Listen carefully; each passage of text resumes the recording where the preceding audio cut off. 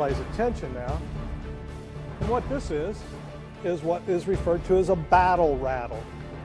And it was used mostly by naval groups during the Civil War on board, but it was also known to have been used in certain battles. Battle of Fredericksburg, both Union and Confederate soldiers, instead of the Confederate yell, which you've all heard about, well, during the battle, they'd run up through the battle winging one of these things. So it's called a battle rattle. And instead of using a bugle or a whistle on board a ship, they would use, and some of these things were huge. In fact, some of them, it took two hands to actually operate one of these things. But I'll pass it around and don't, wait until afterwards and to use it. We've been doing this. Our group in St. John was formed Sons of Union Veterans. And one of the gimmicks of being part of the Sons of Union Veterans is that you had to have a blood relative that actually fought for the Union, Northern troops, during the Civil War. And we currently have about 25 guys that are in our group, the Felix St. James Camp here in St. John. And one of our main things is to do research on the Civil War and to pass it on. My own kids, my grandkids, they don't have a clue. It's not being taught in schools anymore like we think it should be. And one of our aims is to keep the memory of Civil War alive in St. John. And I'll be at Festus Middle School next week all day. And we've actually got an artillery unit with our guys, a full-size cannon that we fire. And of course, we take part in all of the reenactments in the area. 3 weeks ago, we were at Pilot Knob, the Battle of Pilot Knob. I don't know if any of you have ever been to the reenactment. They have it every 3 years out at Pilot Knob. Well, an interesting point about the Battle of Pilot Knob is guys from St. John County that enrolled for 6 months, that actually went in the service in 1864. They signed up for 6 months, okay? And the group from St. John County was Company K, okay, in the 47th Missouri Infantry. Well, if you know about the Battle of Pilot Knob, the 47th Missouri Infantry were the guys that defended the fort at Pilot Knob. It just so happens that Company K, approximately 100 guys, Company K was mostly made up of guys from St. Genevieve and Perry County. 3 days before the battle of Pilot Knob in 1864, September 26, 1864, the guys from St. John County were sent back from Pilot Knob to St. John County. They didn't know where Price was coming. The whole Price raid in 1864 was to take the arsenal at St. Louis. They didn't know which route he was coming up. 18,000 troops out of Arkansas with Price. The fort at Pilot Knob had about 1,500 soldiers, Union soldiers. And Company K was sent back to St. John County to protect the bridges. There was no railroad in St. John at that point, but to protect the ferry and so forth in St. John County. And so the guys in the 47th from St. John County weren't in on the battle. Their regiment was, but that particular company was back here in St. John. They never fired a shot during the battle. Anyway, what I'm going to do today is approach and talk about what was life like here in St. Genevieve during the Civil War. You know, what was it like for the home group? Not particularly soldiers. I'll talk about the few little incidents that happened here in St. John County, but basically I'm going to talk about what was it like for the wives, the kids, the ones not in uniform. Give you a little bit of background about, well, Missouri and the whole works during the Civil War, when the Civil War started. Start off with some interesting figures, and that's why I got to read them, because it's important only for the magnitude of what I'm going to tell you, of what what life was like in 1861 when the Civil War started. 1860 census of St. Genevieve County. And it's going to shock a lot of you, and I may not be politically correct on some of the things I'm going to tell you about your ancestors, but it was true. 1861 census. State of Missouri had a little over 1 million people total. St. Gen County, and this really surprised me when I saw this in the census. The population of St. Genevieve County in 1860, a year before the Civil War started, was 8,029. You know, that was, when you consider today, you know, there's 18,000 people in St. Gen County today. But in 1861, or 1860 census, 8,029 people. Here's the kicker. Freed colored, there was 89 out of that 8,000. Slaves in St. Genevieve County, 617 slaves in St. John County in the 1860 census. Now, the important thing you got to remember about that is that not all slave owners reported all their slaves because they were taxed on their slaves. So it's estimated that there may have been as many as 1,000 slaves in 1861 when the Civil War started in St. Genevieve County. That stayed that way until until Lincoln, you know, come up with the proclamation to free the slaves in 1863. So the first 2 years of the war, that 1,000 slaves were all still here in St. Genevieve County. Okay? No Indians, which is kind of funny that they even list them in the census, but no Indians.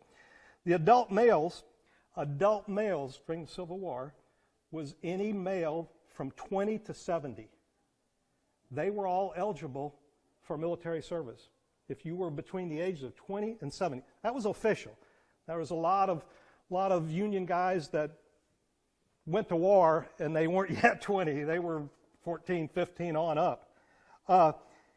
Interesting enough that in St. Genevieve County, 70% of the adult males, okay, 70% of the adult males from 20 to 70 actually fought as a soldier for one side or the other during the Civil War from St. Genevieve County.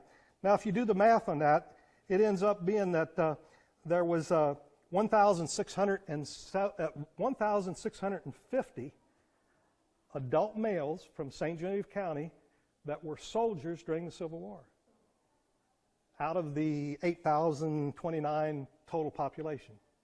So that was a big deal.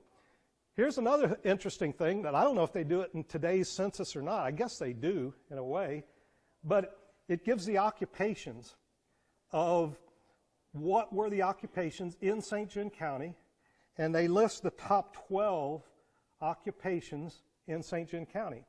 And as you might imagine, the most people that were employed, if you want to say it that way, were farmers.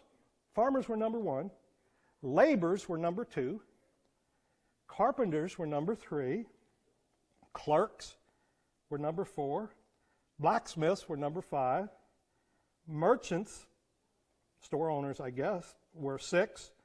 Teachers were seven. It's a lot of teachers. Shoemakers was eight. Physicians was nine. There were more doctors in St. Genevieve County during the Civil War than what there are now.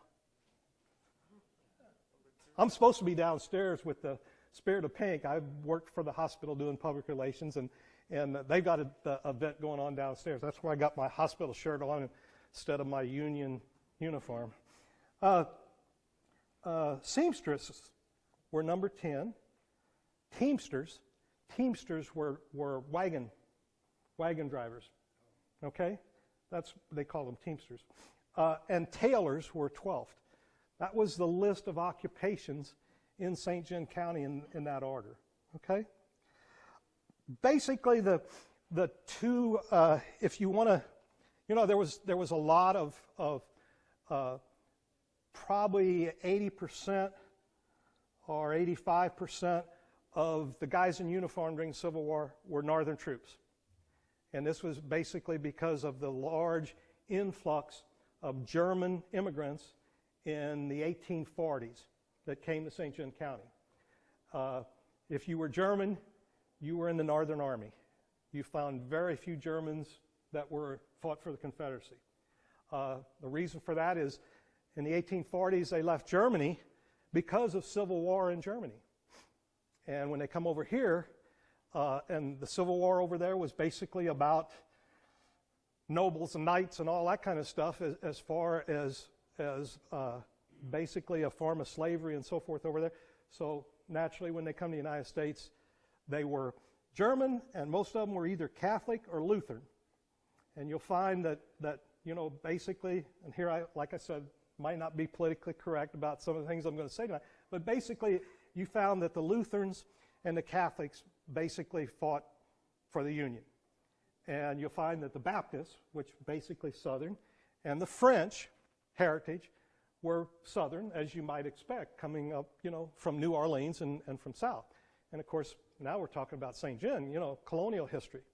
And that's why you had in St. John County, you had the split of where you had, troops going south and not as many. Like I said, probably only 20% of the troops from St. John County went to the Confederacy.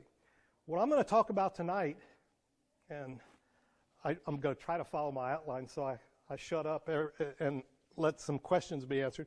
But basically, what I'm going to talk about tonight is two of the principal families in St. Genevieve during the Civil War, one of them being a Northern or Union sympathizer, and one being a Southern sympathizer. And we're going to talk about the St. James. Our group, our Sons of Union Veterans, are named after Lieutenant Colonel Felix St. James.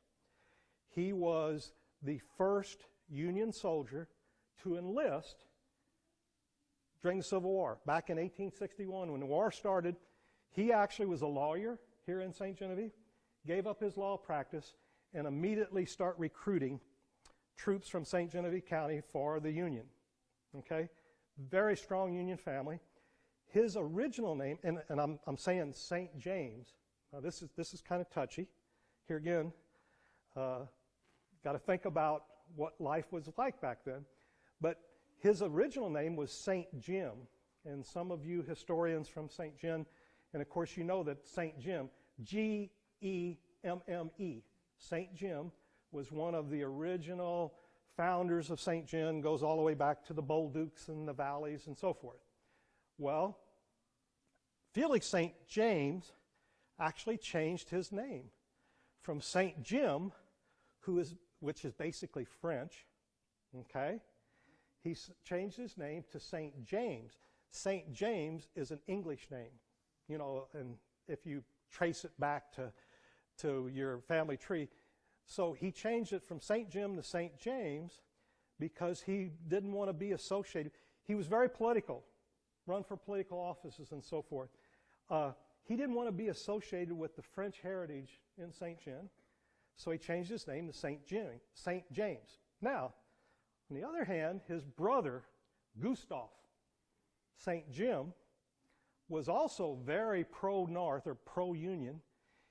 He left his name as St. Jim, but he ends up being the provost marshal in St. Genevieve County. Okay? 1861, just to show you what life was like in 1861.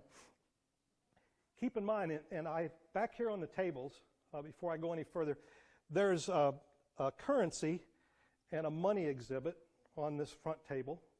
And on the back table is some equipment and so forth that we'll talk about a little bit later. But right now I want to talk about the money situation. In 1861, there was no greenbacks, no dollar bills. The American dollar, the greenback, was originally founded or started to be printed by the U.S. government to pay the Union troops in the Civil War. In 1862 was the first dollar bill that was printed by the U.S. Government. they printed a $1, a $2, a $5, and a $10 bill, paper money, to pay the Union troops. Up to that time, everything was all done in gold and silver or in banknotes, which were like checks or were issued by local banks. Okay? Well, when the war started, of course the war started in April. In August of 1861, General Fremont, who was in charge of the 3rd Military District in St. Louis, sent a detachment out of Cape Girardeau by riverboat during the night and brought them to St. Genevieve and surrounded the what then was the Merchants Bank down on the corner of Merchant and Main. It's not there anymore. There's a picture of it back there on the table. Right now it was the restaurant, Firehouse Restaurant. Right there on that corner where that arbor is, there was a big building, and that was Merchants Bank. Anyway, Fremont sent the troops overnight from Cape Girardeau. It was a detachment, 250 men and 2 artillery pieces to surround the town of St. Genevieve. This was the biggest event of the Civil War for St. Gen, okay? So that's why I'm mentioning this particular event. Surrounded the town during the night, woke Ferdinand Rozier up, who lived just right down the street, to open his bank. He didn't know this was coming, and they basically robbed the bank. These are Union soldiers. The detachment, very interesting, they were really expecting trouble. That's why they had the artillery group. But the group that they sent was Azov, which was like the Marines during the Civil War. These were the guys that were dressed in the clown uniforms, you know, with the baggy pants and the red pants and the flusers or whatever they called the hats that they wore. But these were Marines. These were the tough guys. A detachment out of Illinois. They sent to surround the town during the night, got Ferdinand opened, and they took out of the bank about $58,000 in gold and silver. Now, that was a lot of money back then because the commander, Fremont, in St. Louis, was afraid that this money would fall in to Confederate hands. In fact, 3 weeks before the bank raid in St. Genevieve, that actually did happen in Charleston, Missouri. All of you know where Charleston's at down the river, where Confederacy did get the money. Of course, they're taking it south to buy arms and munitions. Fremont was afraid that was going to happen here in St. Gen because of all the Southern sympathizers in St. Genevieve in 1861. Okay?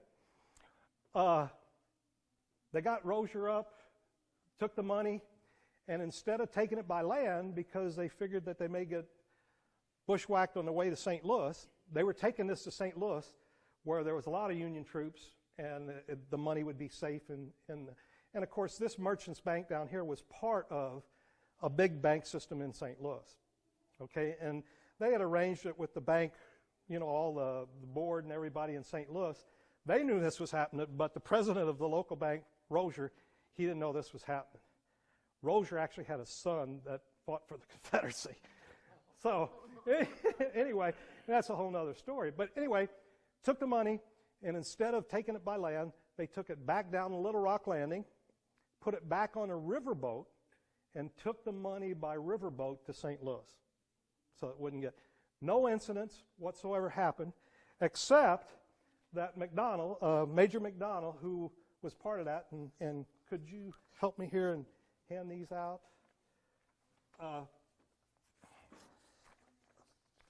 When he knew what the local atmosphere towards the Confederacy and towards Union and so forth was in St. Genevieve County. And before he left, he posted this proclamation that I'm handing out right now.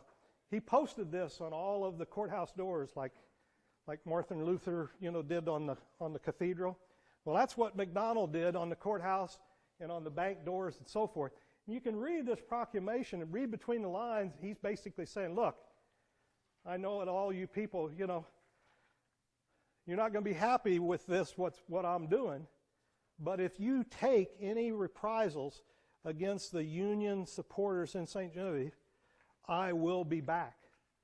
I'll bring this detachment of Marines back, and you will be punished if you take any reprisals out on the Union troops or the Union families and people that supported the Union in St. Genevieve County. So this is a proclamation that he posted.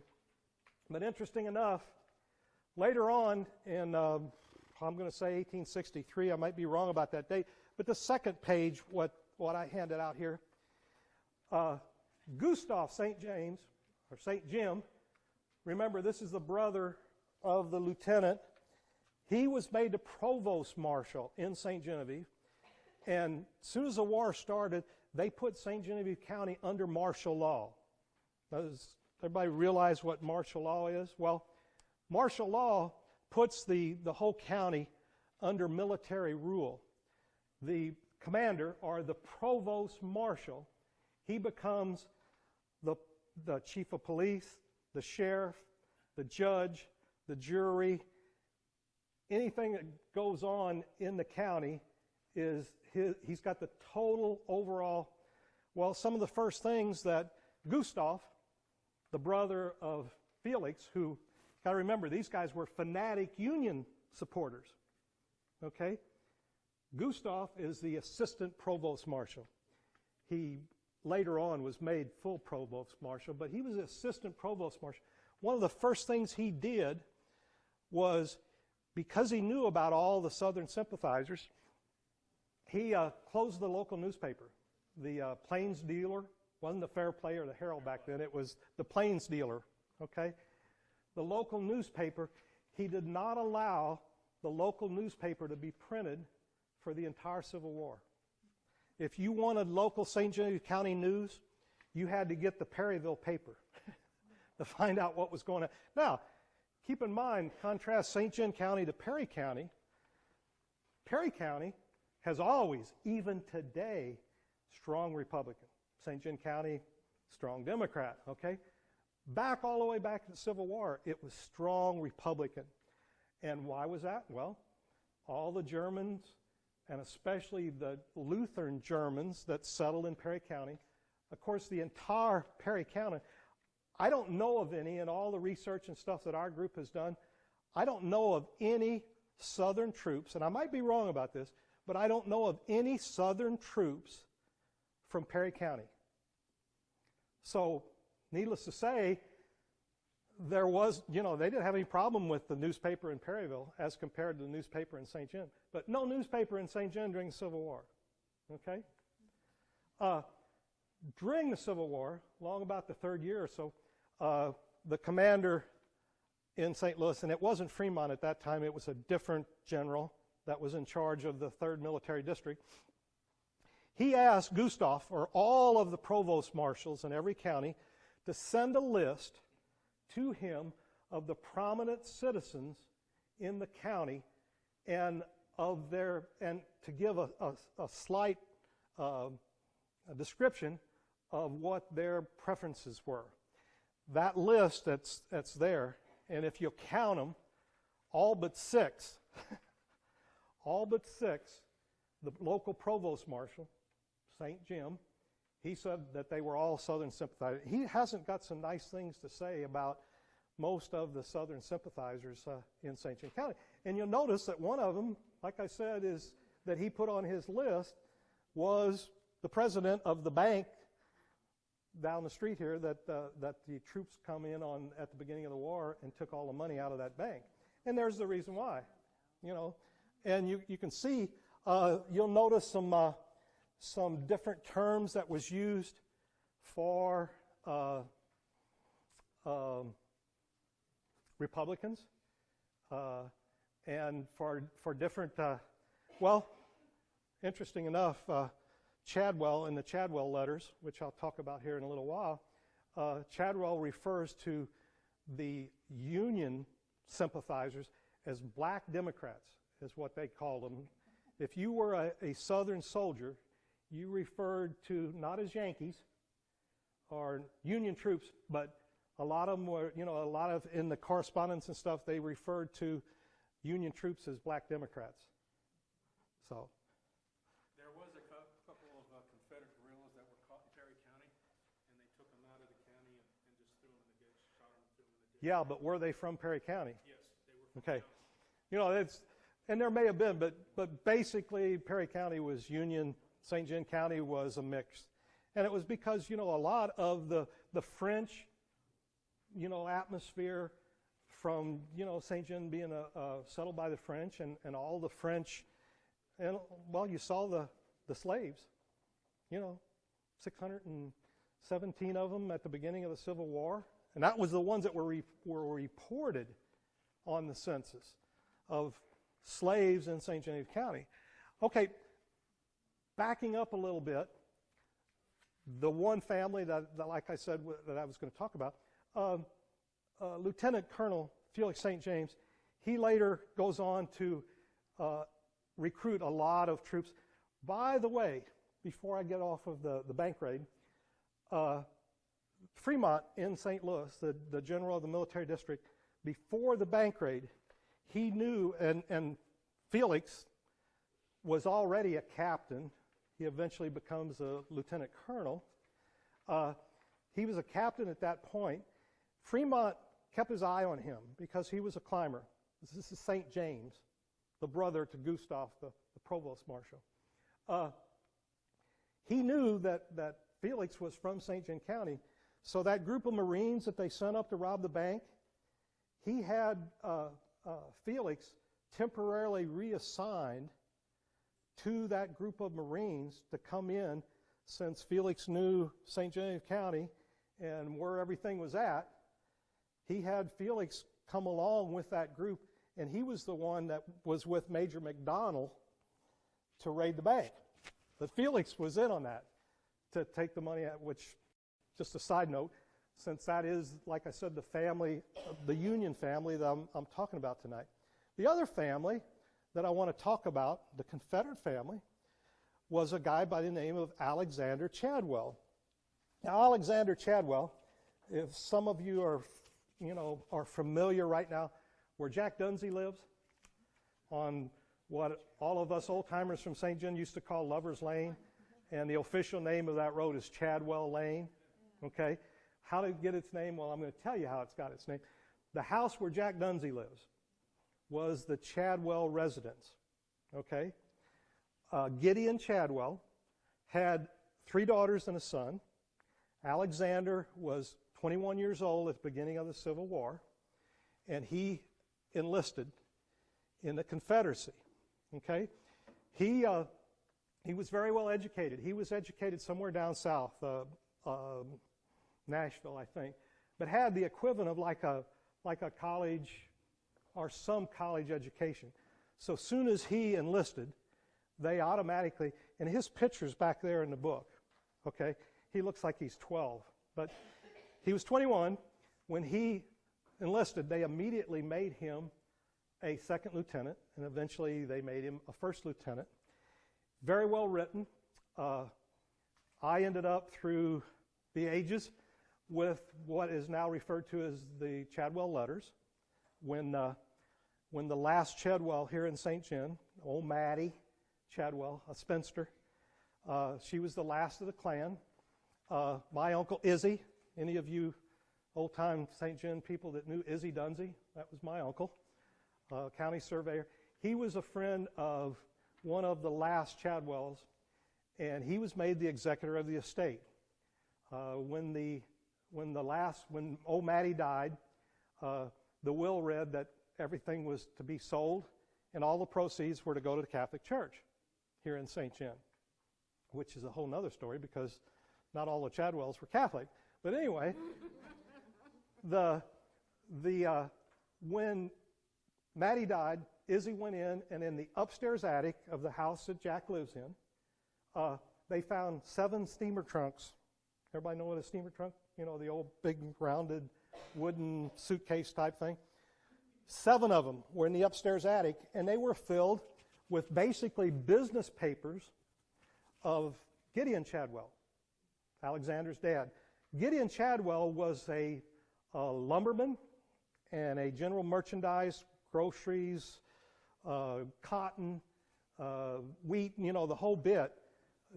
And he operated a business of shipping stuff up and down the Mississippi. And all during the Civil War, this is just a side note. We haven't figured this out yet. But all during the Civil War, Gideon, Alexander's dad, would go back and forth from St. John to New Orleans. And back and forth, cross, enemy lines. The Union didn't say anything to him, the passing through. He had passes to get through the Union lines and through the Confederate lines. Went back and forth and conducted business. The only thing that we can surmise is that Gideon was dealing with both armies. He was supplying both the Confederates and the Union with the supplies that they needed. And as long as he really was, he was playing both sides. But, yeah, he'd go back and forth to New Orleans.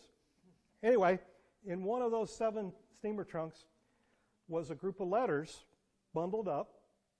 And these were letters that young Alexander wrote to his 3 sisters and his dad during the Civil War.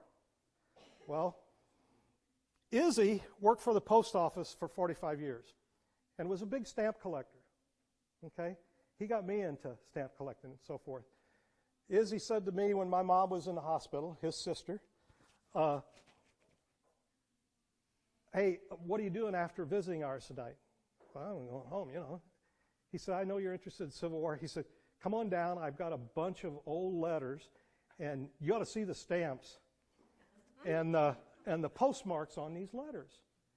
So I went down and I started looking at these. Oh, yeah, hey, neat stamps, and postmarks and some really expensive, they were canceled, but expensive stamps on these envelopes. I said, Izzy, what are these? He said, well, these are letters from young Alexander to his dad during the Civil War. And I said, have you ever read any of them? Yeah, he's interested in the stamps. He's a stamp collector. So I talked him in to let me read some of these, and they read like a history book. He was very careful never to say just where he was at or who he was with, because he knew about Gustav St. Jim and that his letters may be intercepted and they may figure out where he's at. By the way, young Chadwell rode with some of you historians that know who Bedford Forrest was. The group of cavalry, which we have identified about 23 names from St. John County that were cavalry that went south with young Alexander, they ended up being Bedford Forrest Command Headquarters Group. They were his flag bearers. Chadwell was Bedford Forrest's adjutant, wrote his orders and stuff out. Okay? Just a side note, which is kind of interesting. Anyway, you read these letters, and the original letters, the Chadwell letters, are back there in that one binder. He's very well written. Every so often you can see that he was writing with a quill pen or something. There'd be a big glob of ink on the letter. But punctuation, everything's perfect, because this, like I said, this kid was really, educated. And of course that's why he was writing all the orders and doing that kind of stuff out for his company. Anyway, he would write like, well, dear father and sisters, today you've probably heard by now that we were in a little spat with the Union, and they lost about 900, which when they say lost, that was killed. So there's probably 3 times that many that were wounded. And he says, rumors are that Union lost about that many and we lost about the same. But he never says, this is a major battle, major battle. And he never says where they're at, because he knew, Gustav back here, the provost marshal, may be reading those letters before they get to his sisters and his dad. Anyway, the giveaway, though, is the date on the letter. Well, if you go back about 2 or 3 weeks before when the letter was dated, you find out that the battle he was talking about was Shiloh. The guys from St. John County was in on the Battle of Shiloh, which I'm sure most of you have heard about Shiloh and what happened there. other interesting stuff. I also have ended up, just by freak accident, a guy in California ends up with young Alexander's diary. Okay? And he said, if you send me digital disc of the Chadwell letters, I will send you a digital disc of Alexander's complete diary. It's back there too. In his diary, and if you're familiar with Civil War and Bedford Forest, you all know about what Fort Pillow was. I know she knows what Fort Pillow was. Yeah. Fort Pillow was kind of, make a long story short, Bedford Forest surrounded a Union fort right on the Mississippi, down in Tennessee, and bombarded it, gave them a chance to surrender. They didn't. Well, all the artillery groups in that fort were black. Okay? The commander of the fort eventually did surrender. And, of course, the black troops in there knew Bedford Forest. Bedford Forest was a big slave owner. After the war, Bedford Forest becomes the first Grand Dragon of the Ku Klux Klan. Okay? KKK back then wasn't what it is today. But, and after the war, they tried to try Bedford Forest for war crimes.